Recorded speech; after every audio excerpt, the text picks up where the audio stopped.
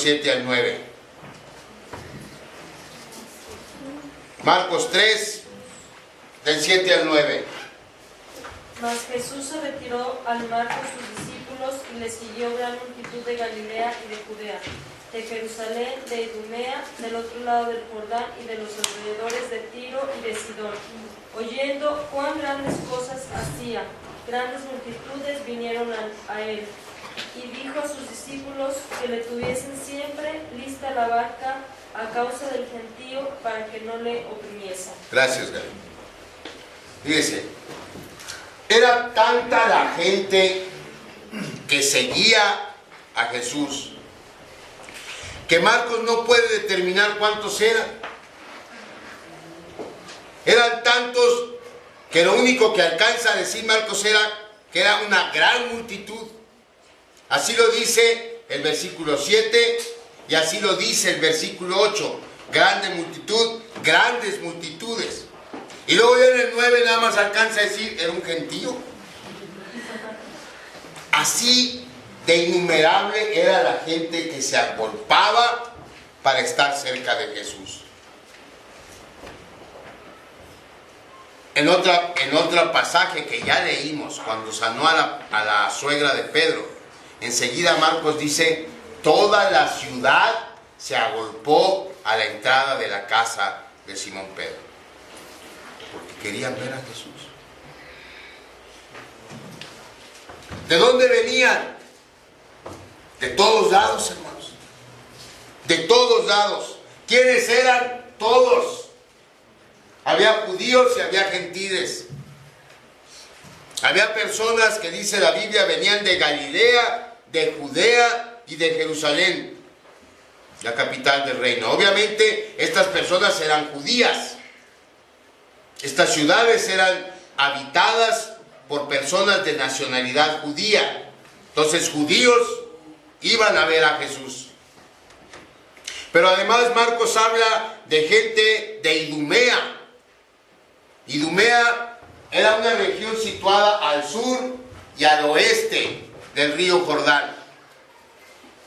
Era una región que estaba poblada tanto de judíos como de gentiles, es decir, una población mixta. En Idumea había gentiles, en Idumea había judíos.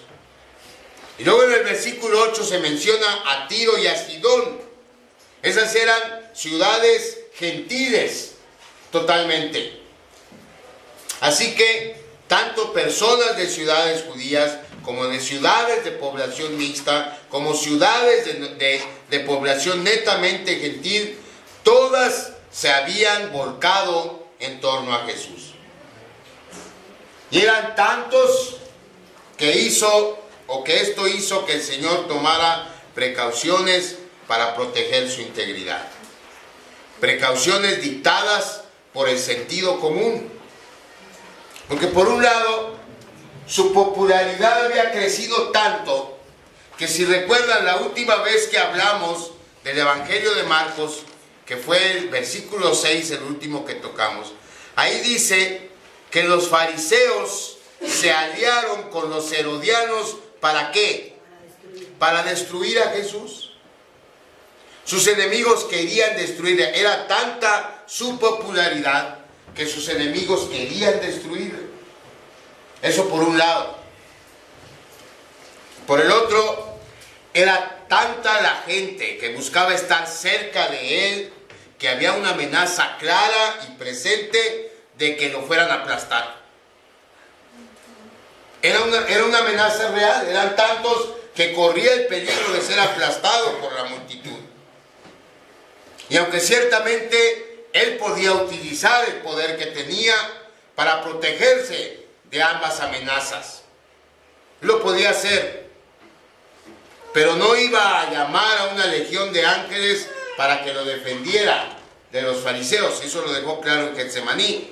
¿Recuerdan cuando Pedro le dijo, y sacó la espada y dijo, no, yo te defiendo? El Señor Jesús le dijo, baja tu espada. ¿Piensas que si yo no le pidiera a mi Padre, Él no me mandaría cuántas legiones?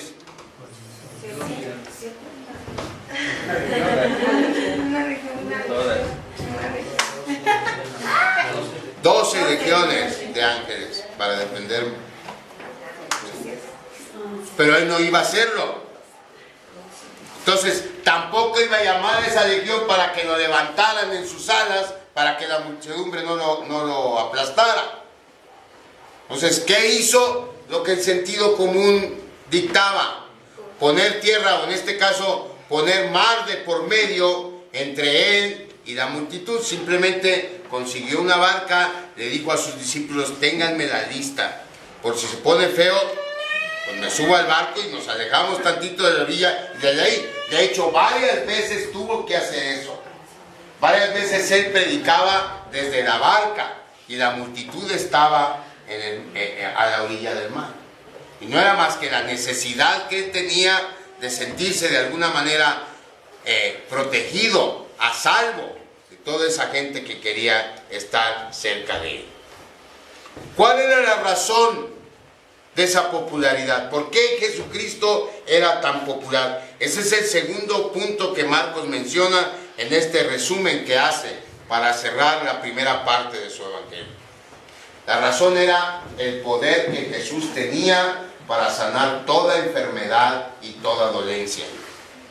El versículo 10 dice: porque había sanado a muchos, de manera que por tocarle, cuantos tenían plagas caían sobre él.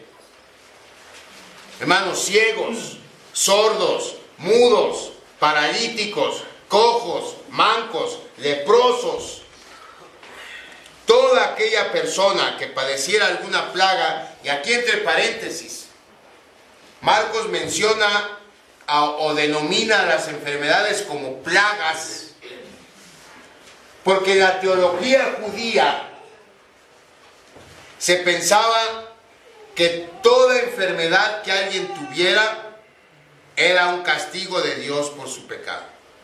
Así pensaban. ¿Se acuerdan cuando el Señor Jesús sanó al ciego? ¿Qué le preguntaron los judíos? ¿Quién pecó? ¿Este o sus padres para que él estuviera ciego? Así creían. Por eso Marcos dice o denomina las enfermedades plagas. Y todas estas plagas eran sanadas por Jesús. Esa era la razón por la que era tan popular. En los 3 años que duró su ministerio, el Señor Jesús prácticamente borró todas las enfermedades de la región que recorrió. Todas. Porque la Biblia es muy clara. Cuando habla de que eran llevados los enfermos, la Biblia dice: sanó a cada uno de ellos. Todos. Todo el que quería ser sano era sanado por Jesús. Y la verdad es que la mayoría de las personas que seguían a Jesús estaban más interesadas en obtener el beneficio de la sanidad que en lo que el Señor tuviera que decir. A la mayoría le interesaba más el poder de Jesús que la teología que el Señor Jesús enseñaba. Pasaba lo que pasa hoy. La gente quería obtener un beneficio de Jesús sin comprometerse con él. Y tristemente, muy seguido pasa eso. Queremos obtener beneficios de Jesús, pero no queremos comprometernos un ápice con él. Triste pero cierto. En tercer lugar, y más importante de todo, Marcos deja claro en este resumen la identidad de Jesús de Nazaret. Una identidad que ya había sido declarada en el capítulo 1 por el mismísimo Dios Padre.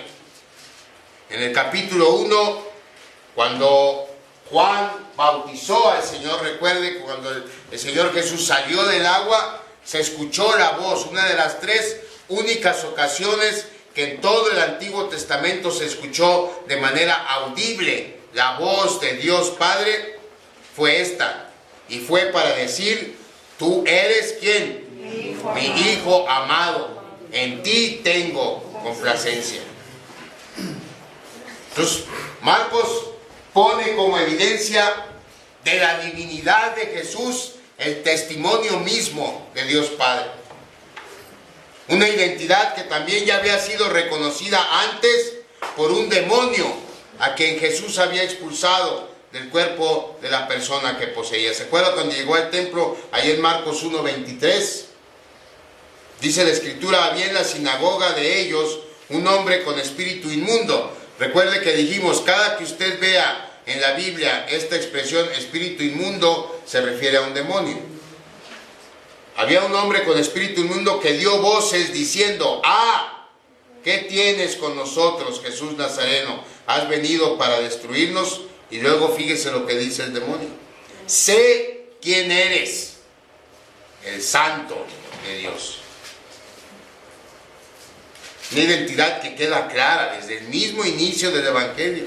Y una identidad que vuelve a ser afirmada por el mundo sobrenatural en este resumen que Marcos da de lo que lleva del Evangelio.